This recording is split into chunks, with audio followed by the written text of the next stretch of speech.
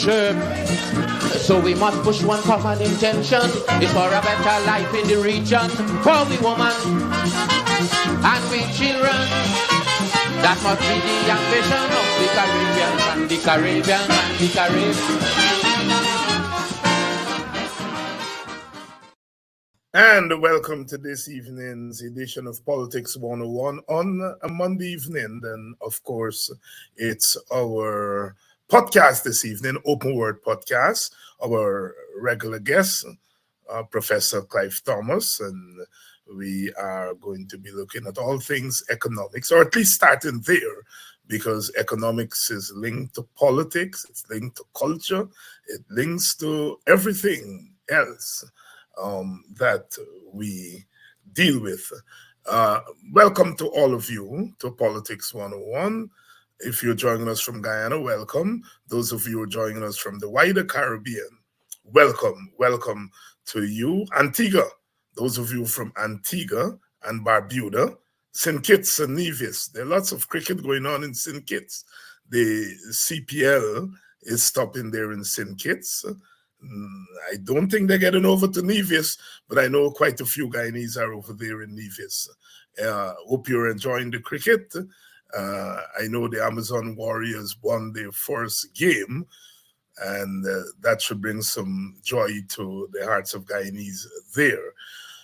Those of you who are joining us from Barbados, I think the CPL is going to stop there shortly, and then to Trinidad, and then on to Guyana. Welcome to Politics 101. How about those of you who are joining us from the United States of America, Canada? A special shout out to the people in Texas. I know quite a few people from Texas join us on this program. People in Washington, D.C., Maryland, Virginia area, a special hello to you. How about those of you who are joining us from Arizona, where I am, and I know I don't always remember the Arizonians, and some of you out there in California. Welcome to Politics 101. We're not forgetting you in Europe, especially those of you joining us from the United Kingdom and France. Welcome to Politics 101. A special shout out to Mr. Trotman from Buxton, who joins us sometimes from France. Special welcome to you. And no, I have not forgotten those of you who are joining us from Suriname and French Guyana. Welcome. Welcome to Politics 101, a brand new week. And we start off the week with the economy. Sugar, King Sugar. Used to be. We are now in the era of oil. I don't know if they call it King Oil, but they do call it the black gold. But King Sugar. Sugar and our Caribbean have been twins, if you will. One cannot separate sugar from slavery. One cannot separate sugar from indentureship. One cannot separate sugar from the Caribbean. One cannot separate sugar from the rise of capitalism in Western Europe. Sugar. Well, Guyana has been one of the few places in the English-speaking Caribbean that is on to sugar. We are monoculture economies. We depend mostly on one product, and some of the English-speaking Caribbean countries have diversified out of sugar. Places like Jamaica diversified out of sugar, bauxite, banana, and tourism. Only recently St. Kitts. We were talking about St. Kitts the other day. I remember covering St. Kitts a couple of decades ago, about that time as St. Kitts and Nevis were diversifying out of sugar. And the simple fact is that our economies have been subsidizing sugar because the price of sugar on the world market is not what it used to be, and the amount of money we pay to produce the sugar is really not making it competitive economically. It doesn't make economic sense. And we in Guyana, we have held on to sugar. We have held on to sugar for political reasons. Because, as you know, sugar workers are part of the base of one of the major political parties, the PPP. And they are more concerned about maintaining political control rather than making the economy a viable economy. We are seeing that with oil and gas. They're less concerned with development and more concerned about using the proceeds from oil and gas to maintain themselves in power. And it's the same thing with sugar. The same thing with sugar. And we have had this debate about sugar and sugar. And you remember when the coalition government came to power, they took the bull by the horns, if you will. And they decided that they were going to do something finally about sugar. And they came up with the idea of right-sizing the sugar industry. They set up a commission of inquiry, and the commission advised them on how they should go about dealing with the sugar industry. Well, politics. And as we have titled our program today, the politics and economics of sugar in Guyana. And sugar's been in the news again recently. One, the government went back, as you remember, a couple of weeks ago, and asked for more money. Asked for more money, and I think 1.8 billion. I can't remember the exact money, the exact amount now, but quite a bit of that was to pour in to the sugar industry, pour into Gaisuku. And then we had the bizarre development only recently of the reopening of the Rosal sugar estate and the attempt to transfer workers from Blairmont and Albion back to Rosal. Now, I say back because these are workers who were transferred from Rosal when the estate was closed under the coalition, and they went to Blairmont and some went to Albion. Now they're opening Rosal and they're asking the workers to, in a sense, retransfer, if there is such a term, to Rosal. And the sugar workers have said, well, first of all, you have to pay them severance. And then after you pay them severance, then they'll decide whether they'll go back to Rosal. Now, the story, I think, is linked to when Rosal Estate was closed. Some workers opted out, and so they were paid their severance, and then they were given $250,000 when the PPP came into power. And those who were transferred obviously were not given severance because they did not sever the ties with Gaisuku. So, as the Trinidadians would say, Bacchanal. They were picketing the PPP office in New Amsterdam. The union got into it, saying they're supporting the workers. And I think the latest is that Gaisuku has removed the transfer from the table. I think that's the latest. So, as usual, when these things happen, if you're coming at them in the present, you really don't have a clear sense of what is going on. Because like everything else, these things have a history. So who better to walk us through this than Clive Thomas, Professor Clive Thomas? He has been studying and writing on sugar for as long as I know. I always tell this story. that when I was a boy in the 70s and first taken an interest in politics, and the WPA would come to Buxton to hold meetings, and there were all these speakers: Clive Thomas, Rupert Rupnarain, Takumo Gunse, Walter Rodney, Guyana, Moses Bagwan, etc., and Daye, Bonita Harris. And I remember we young people used to be excited when Walter Rodney was coming. He was the new kid in town and the new revolutionaries. But the older people, the older men, especially the farmers, they used to be excited when Clive Thomas was coming. And we couldn't understand why.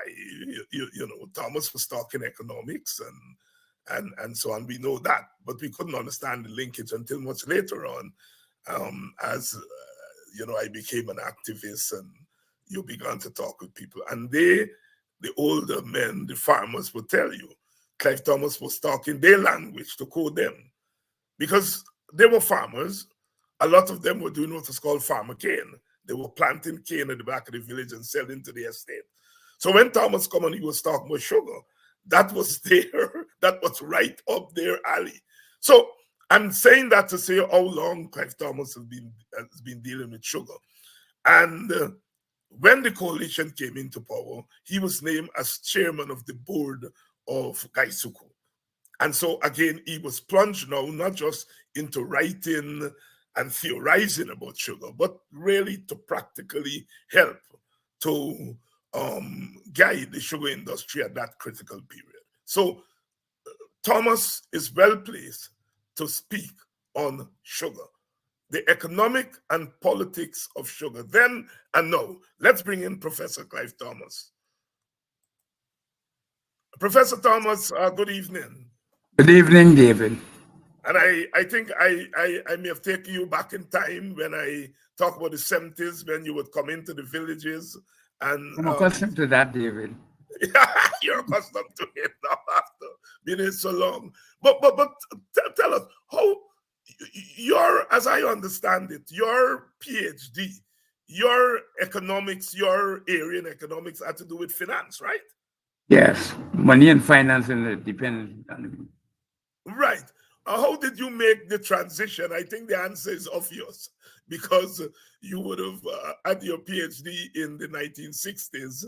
At the time you're becoming independent and all of that stuff. But how did you pivot from finance to things like sugar? Well, I suppose at the time there were so many areas of economic development and theory that were unexplored, that just the natural evolution of scholarship, you know, we move from topic to topic, and then we were scarce in terms of having the amount of people power to do all the research. So sometimes you had to fill in.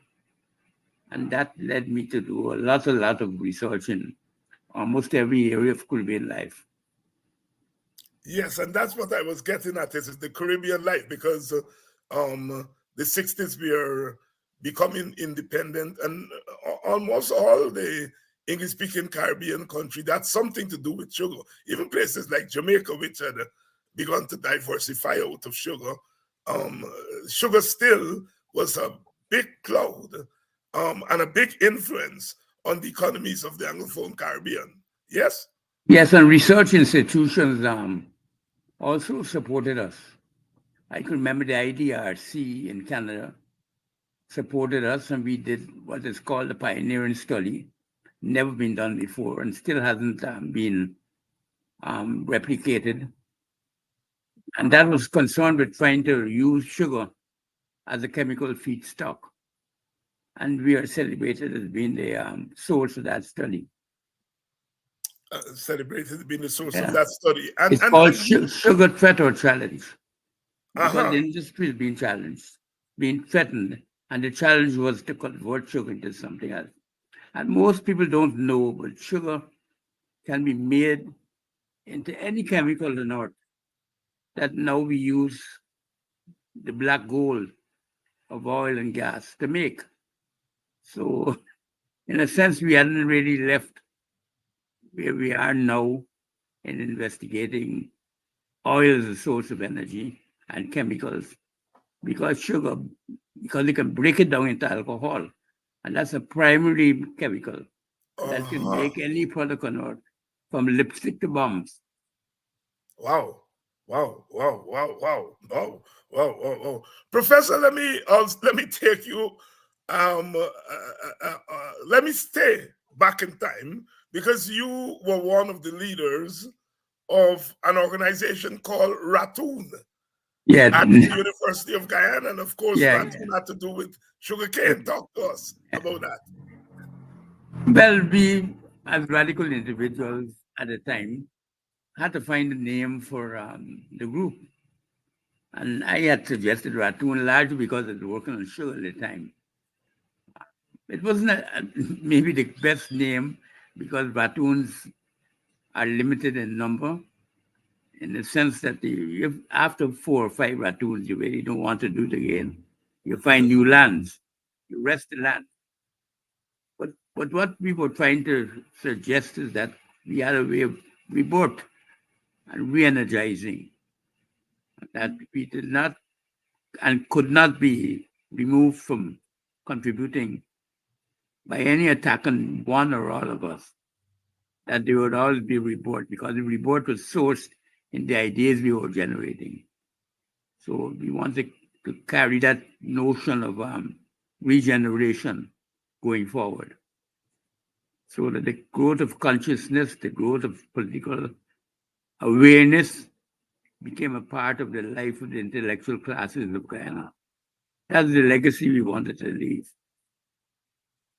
Professor Clive Thomas here reflecting on the linkage of sugar to the larger institutions and the larger history of our Caribbean, especially the Anglophone Caribbean. It's not really confined to the Anglophone Caribbean because sugar in places like Dominican Republic and the other Caribbean islands, sugar was very much part. But Professor, at some point, Caribbean countries began to diversify out of sugar. Why? Well, because of opportunities and a recognition that sugar did not have a long-term international future. Too many competitive items were being found for sugar, including non-caloric sugar, sweeteners. It started out with saccharin and it grew to almost to many other types of non-caloric sweeteners like Splendor and so forth. So that once that happened, people could find a way of taking sweets or sweetening products without getting calories. They would opt for that. So I think that's a long-run global trend. So sugar would be important in some industries, bakery goods and things like that. But ultimately, if people wanted to consume sugar, they don't want to consume the calories associated with sugar. And they're always looking for ways in which to reduce that. So the competition from non-caloric sweeteners has been the source, I think, of the fundamental destruction of sugar as a commodity. And that is why we search for chemicals, because sugar has an alcohol base. So if you convert into alcohol, you can make any chemical. So we try to see if there were ways in which we could make sugar a chemical that could be used for other commercial purposes, making household goods that we need, or even making petrol and things like that, as you heard, or you know of in Brazil. Yes. Yeah. All of this would have affected the price of sugar on the world market. Yeah, it would, Yeah. And the largest producers have been producers who had an enormous amount of lands. Because in the early days, sugar was a specialty product. People couldn't afford or find sweeteners everywhere. So the growing of sugar was really a profitable enterprise. so profitable it made many countries like Britain and France and lots of parts of Europe, major empires coming out of the sweetening power of sugar because people wanted it and they still do want it, but they don't want the calories associated with it. That is why the other types of products have grown to exceed sugar consumption. Let's come to Guyana because we've been talking thus far about the economics of sugar. In Guyana, the economics of sugar is tied to the politics of sugar. Yeah. Explain that for us, if you would. Well, essentially, Guyana and the cultivation of sugar is people intensive. It requires lots of labor, even though it has significant machinery involved in, like the factories and so forth, to squeeze the juice and to make the actual sugar. The primary cultivation of the sugarcane is driven to a large extent by the use of labor. So labor costs have become important. But in other areas of producing the sweetening element of sugar, you can use industrial methods because a blender doesn't require 25 or 30,000 people to produce, let's say, the equivalent of 100,000 tons. But in Guyana, you'll have to do that. So it was easily outcompeted in the global markets. And that has always kept the price at a range where only the very, very low-cost sugar producers can afford to produce sugar. And those low-cost producers have a lot of land. The land that they have can be easily mechanized so that they don't have to use a lot of labor relative to the land to be able to sustain the output of sugar. In Guyana, we don't have that opportunity. We don't have a lot of land, although we have a lot of land relative to the Caribbean. That's now considered much land globally. And moreover, we are below the sea level. So all our estates are bounded by waterways everywhere, north, south, east, west. In fact, there's 100 miles of waterway for every 1 mile of sugarcane cultivation to tell you how much the role of waterways play in trying to keep the land drained and irrigated so that we could cultivate the sugarcane. So we have all those overheads to look at. And therefore, when we come to producing the sugar, we're not cost competitive. But we have developed some specialty sugars like, as you know, demerara crystals and things like that. And for those people pay premium prices. So we had, as part of the work of the commission you spoke about, had moved in the direction of trying to elevate the type of production and commercialize the selling power of Guyana sugar because it's known as the premium sugar worldwide, demerara crystals. We had a lot of plans at the time. We even had sources of financing coming out of the commission that did not have to rely on the government. And that was really, we were conversing and meeting with a lot of auction houses who were interested in selling the equipment that we had in the sugar estates to specialty firms in the Middle East and elsewhere, China and so forth, because they had special historical significance and therefore could supply a market internationally where a lot of money is paid for what we would call junk, things that we won't use, things we just leave in the estate. So, but all those things we were undertaking. And the sugar, when you produce the sugar cane, the sugar element is a small proportion of the total mass in the sugar cane. So we were trying to convert the mass in the sugar cane into what we were negotiated with the firm as briquettes, which could be used in Europe for winter heating, and where we might sell it in the premium quality of being a friendly chemical and not like coal, causing chemical emissions and so on, carbon emissions and things like that.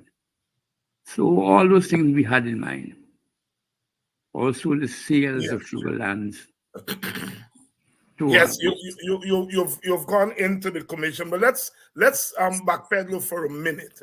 When the coalition government came to power, and you were asked to chair the board, and the board decided that they were once and for all going to deal with this Yeah.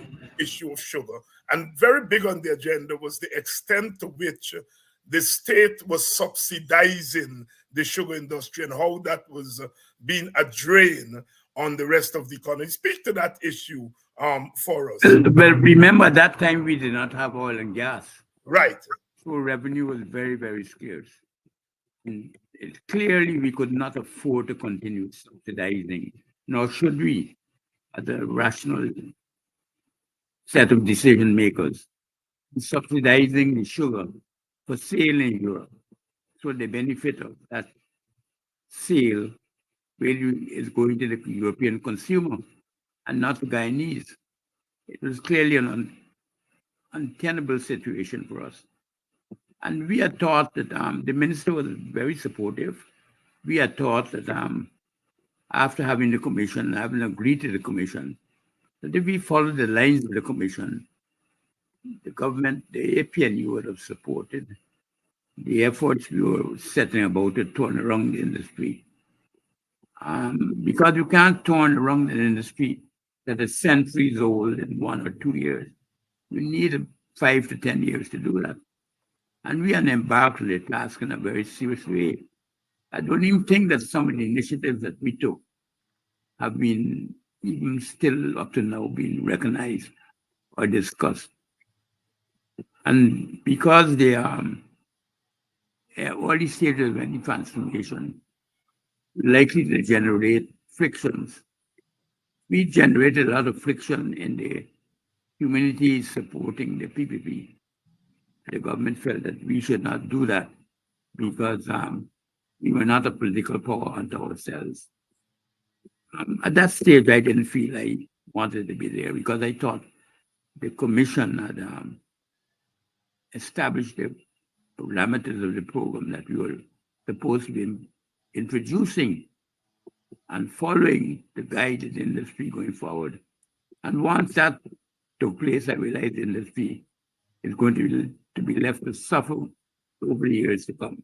Because when the PPP got back in power, they will take what they're doing now, efforts to try to sustain their supporters, because they will feel or might have felt that the act was deliberately designed to undermine their supporters.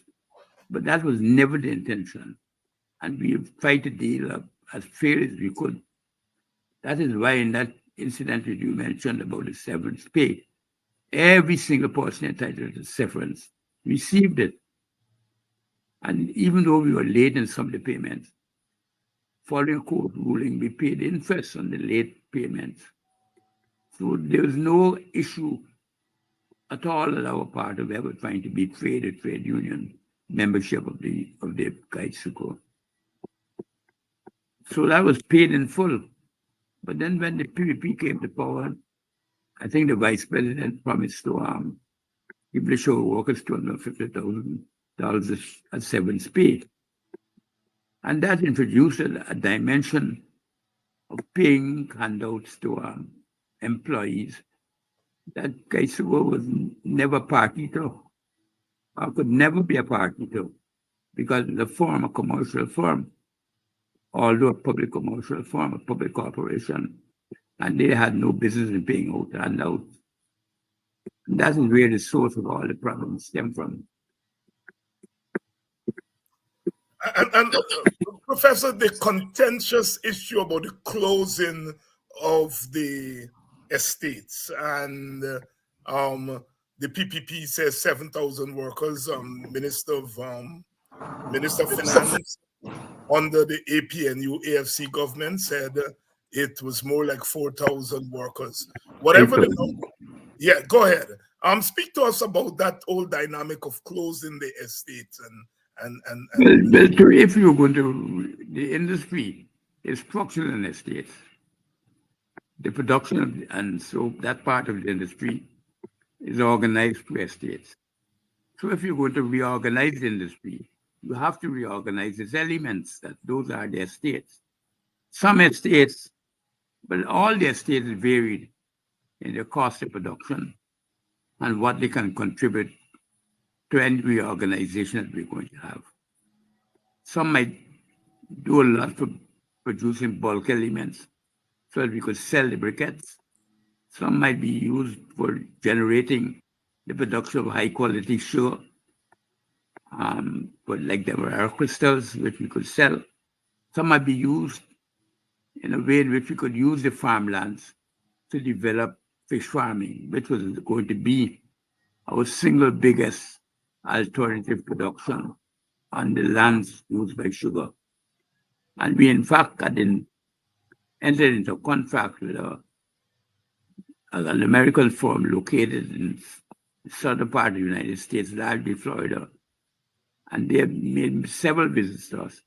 And we were in the process of negotiating a contract to develop fish farming on a national scale and international scale in Guyana. We had the markets also, where we did some preliminary negotiations with for the sale of the fish farming products. That would be largely through the restaurants and so the dealers and all that were lined up. The production of the fish and the cutting the fish up preparation for export, all that was being negotiated. The commercial relations going through the American Agricultural Agency, all that was being negotiated. I don't know what has happened to that, but I've seen nothing in the press. Yeah, yeah. And the number of workers that were affected with the closure of Rose Hall, I think Wales, is it 7,000 as the PPP saying, or more, 4,000 something as the Minister Jordan? Whatever our record shows is correct, because we never went in for falsification of records. We will never do that.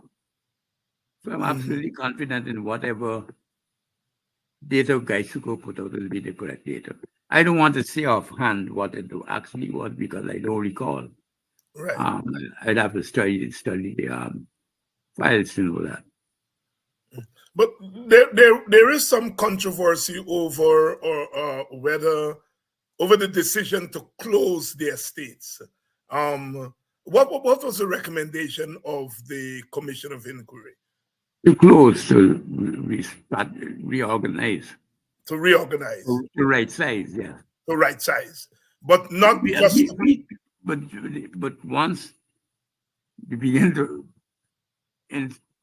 instrumentalize the right sizing, once you begin to say this factory got to close, particularly in the West Coast, the authorities got panicky. And they felt we were creating a problem, a political problem that we had no authority to do.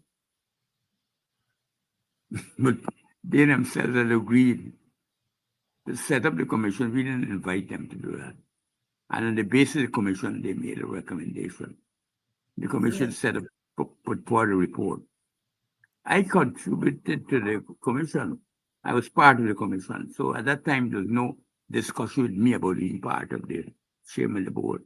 I was surprised when I was asked, but took on the task, even though I was busy with other engagements at the time.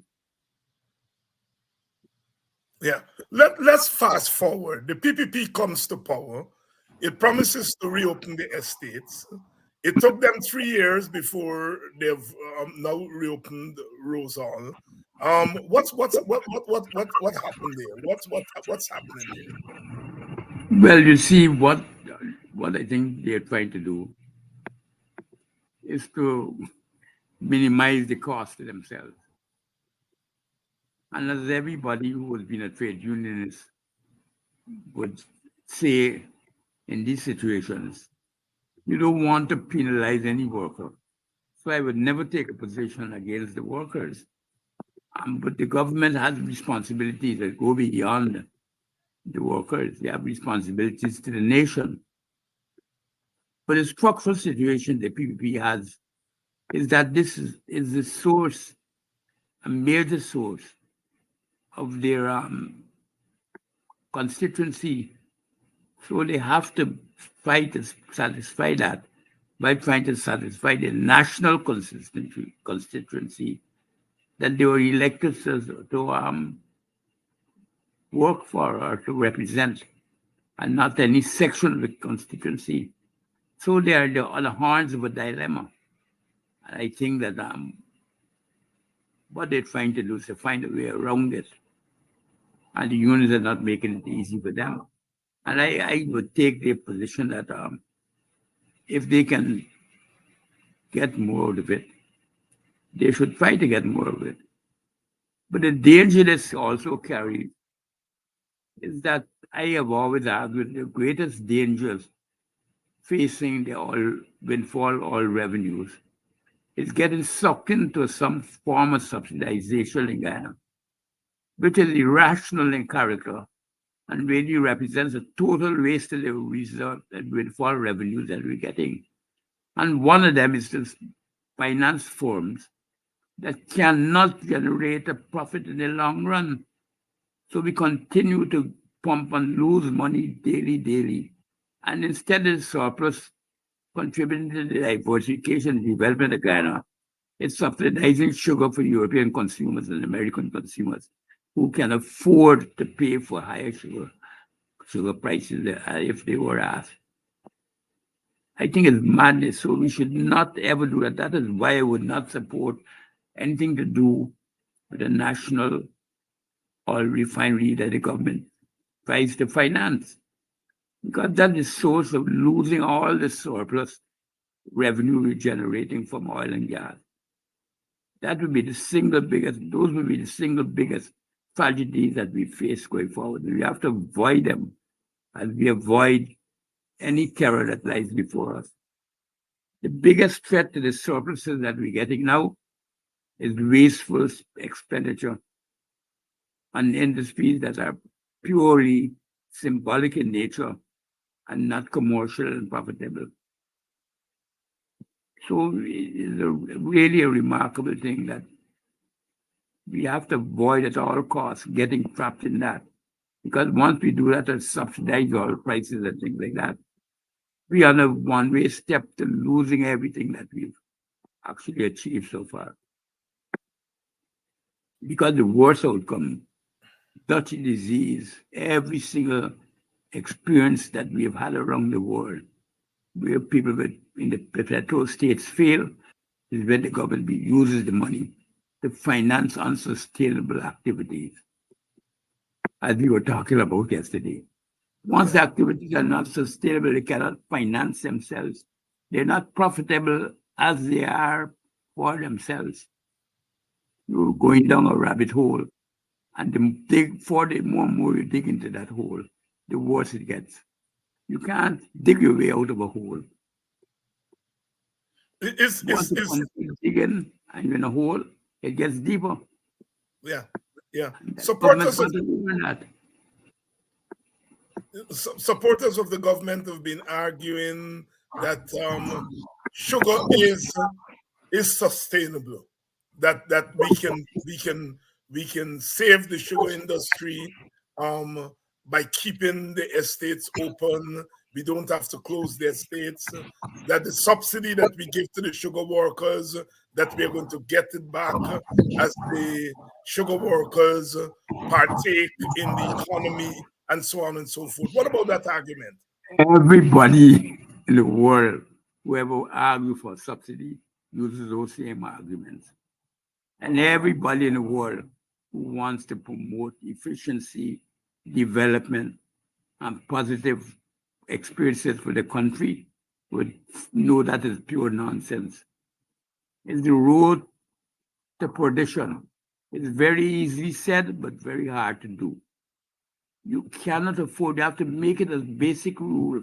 We're not going to lose any surplus by getting involved in non-profitable and non-sustainable activities. If we don't make that a cardinal rule, we can lose all the wealth that we supposedly getting now. And the government has to be firm because it's their survival that is at stake, as well as those of us who are poor and left with nothing within the country. There's always a promise that you can make it different, but you can't fight economics. The price of sugar being sold in the market now is around 23, 24 cents. The production cost of sugar is clearly close to 50 cents per pound now. How you can ever make that profitable? You have to be living in some sort of dreamland and fooling yourself. I mean, we are sympathetic to the workers, but it's their own interest that dictates that we who know better should argue for them on better grounds. We don't want to give them subsidies for another 2 or 3 years, and then we got nothing left. And we have to abandon the subsidies to them and everything else. All it is gone for naught. Because the same thing has happened with the 250,000 they paid out. That 250,000 they paid out of how many thousands in the world? You're talking about $1 billion, $500 million have gone there already. And it was not justified. Put it in more productive activities for the farmers, things that might have been sustainable over the period. That is why we had hired so many employees to deal with the diversification issues on the estates. Specialists we had employed at Gaisugo only for that purpose. Professor, you mentioned at the beginning of the conversation that when you were dealing with the right sizing as chairman of Gaisugo, we didn't have oil money then. And there were some plans that you all were going to put in place that you didn't get to put in place. Fast forward to 2023, you have a commission of inquiry. How would you move to deal with the industry at this time? The first thing I asked the persons who are running it to read that commission report. Okay. They don't give me any evidence that they even are learning by the mistakes. Because even if you think the commission was a mistake, read it and see what they were advertising. Read the record and see what they were trying to attempt. There's nothing in the public that signals any consideration of what was happening in that period. Nothing at all. And I don't want to appear as an outside critic, just bashing people. It's not fair to the industry, even if the people might be deserve it. I would say study the report, study the actions that were already taken, do some evaluation of it, and then try to act and correct it and find some footing going forward. Give us a strategic approach that you intend to use other than try to continue producing sugar in the old way, under all the old conditions, without change. Professor Clive Thomas here talking to us about sugar. Professor, what has been the experience in places like St. Kitts that recently, relative recently, diversified out of sugar? Well, I think the 2 points I want to make here. One is, of course, that when we produce sugar, we sell at different prices. And the CARICOM price is significantly higher than the world market price. And our primary aim was to be the chief designated supplier for CARICOM sugar. But it is crude sugar or whether it's processed sugar. So our objective was to win that market. That Guyana will have a basis for sustaining a certain amount of sugar, crude sugar in the estates based on the CARICOM price rather than the world price, because we knew we could not compete in the world price, no matter what we did.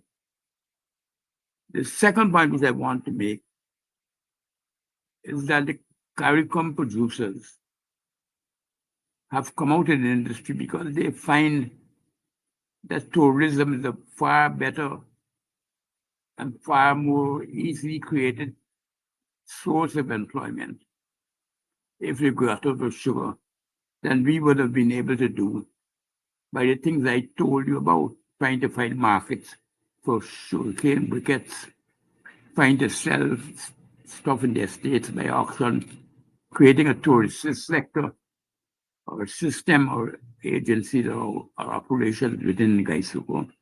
All those things that we were trying to do would take time. But the tourist industry had the attractions that could be put in place faster. You would have Airbnb if you don't have hotels constructed. You could try all those shortcut methods, but we didn't have the time to do some of the longer term things we were doing. The person who was trying to get into the wickets with us, a French investor, he went to Suriname as well. So we had to make decisions quickly. And I was absolutely sure that the thought of selling green energy to Europe, I could see the marketing opportunities. So when somebody can throw a piece of fuel onto a fireside in Europe, and if you could tell them that it's green, and that is not giving off emissions to poison the earth at the extent to which you can do with coal. I had a lot of properties to make it sell. And that is important. We have to be commercial. And you want to commercialize the product, and that was the opportunity to do so.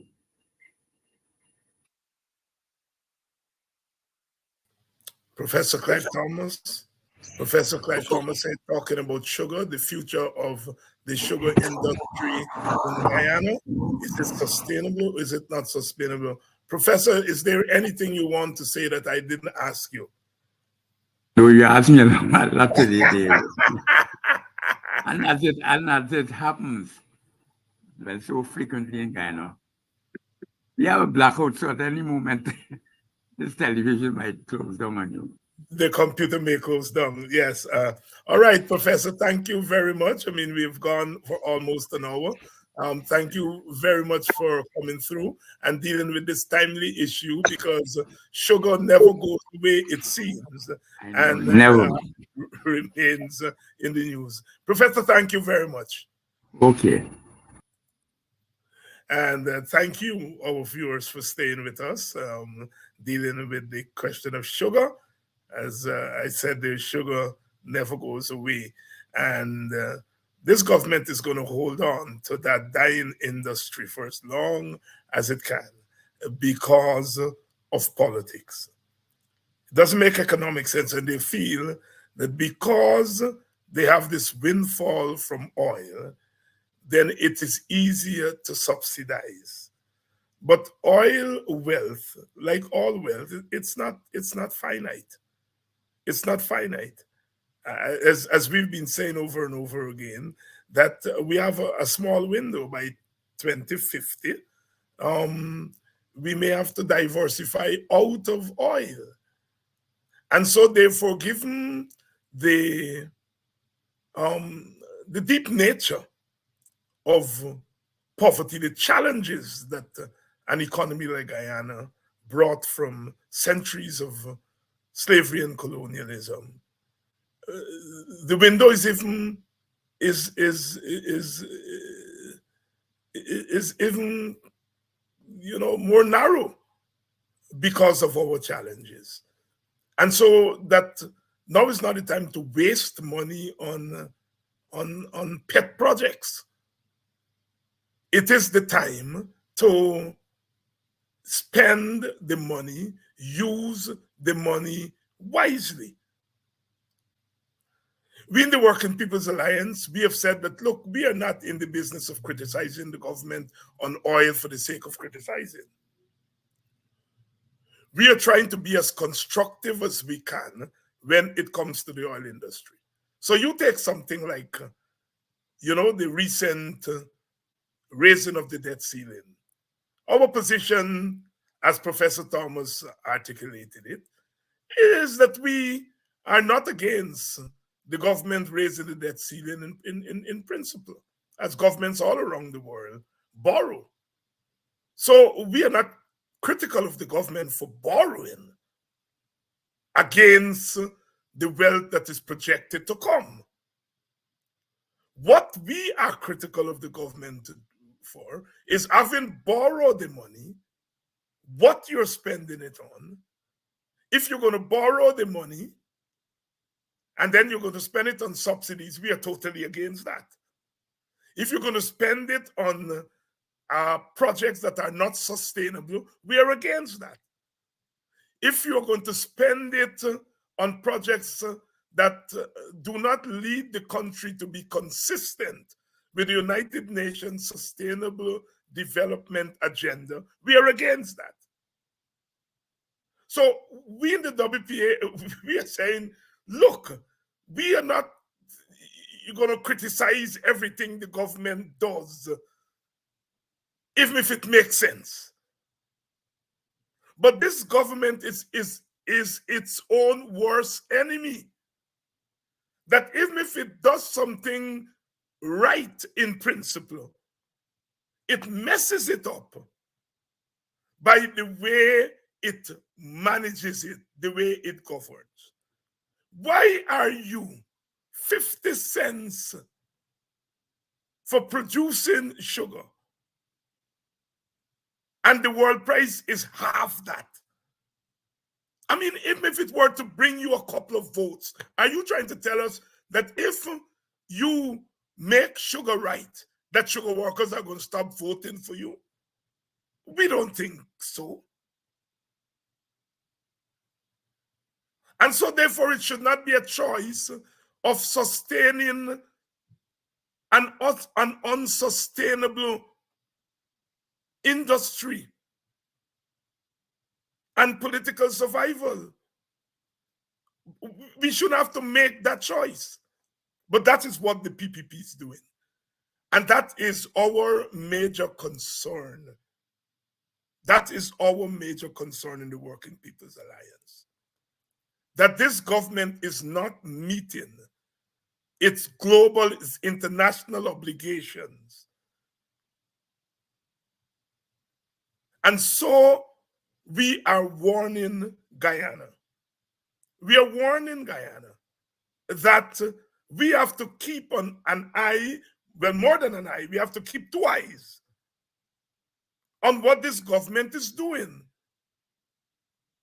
Even when it is making the right moves, it is the outcome of those right moves that we have to be careful about. And so in this series of programs that we are doing with Professor Clive Thomas here, is to really bring that perspective on our discourse on oil and gas, our discourse on sugar, our discourse on poverty, our discourse on the environment, our discourse on development. And we are saying that as a party, we want to contribute to the discourse, but we also want to contribute to the actual building of a sustainable economy that is going to move Guyana from a post-plantation society to a society that is sustainable, a society that is viable, an economy that is viable. And if you have a viable economy, then you have a society that is going to meet all the standards of development as we move deep into the 21st century. And so we are calling on our partners, our political partners, whether it be the PPP, the PNC, and others, that we have to begin to talk about development in a new way. And if we begin to talk about development in a new way, then we are going to begin to actualize the plans for development in a new way. We are going to make different choices. But if we link our developmental plans to political and partisan survival, we are in trouble. The PPP has said that it is governing based on its manifesto. It sounds nice because people are going to say, you promise things in your manifesto and you're delivering your manifesto. But manifestos are just that. Manifestos are not developmental plans. And you have to be able to monitor what is happening on a day-to-day basis. You have to link that monitoring of what is happening on a day-to-day basis with your larger vision of where you want to take the society. And we in the WPA are arguing that while poverty is not the only problem we have in Guyana, that if we were to put a dent on poverty, we are going to unleash a lot of other possibilities for development of people and ultimately development of our economy. And so there is where we are. We are at a pivotal moment in our history. Our politics have been toxic. We've been a highly partisan society. That is not going to stop.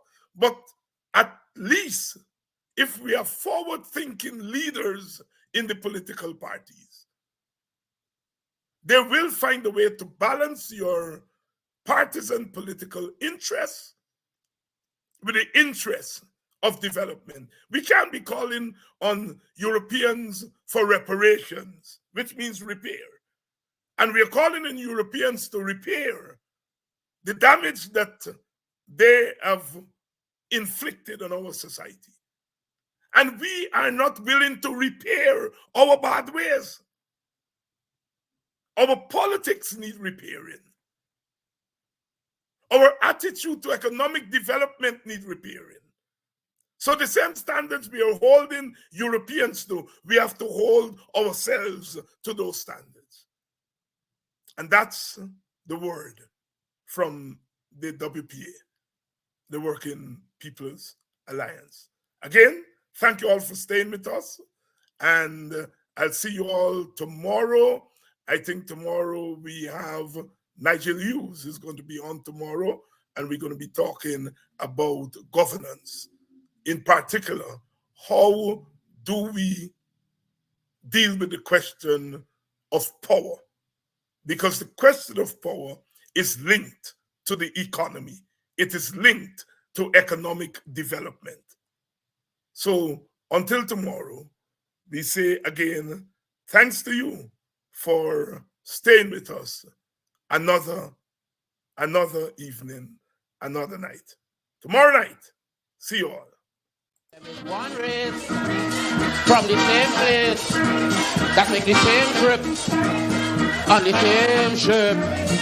So we must push one common intention. It's for a better life in the region, for we women and we children.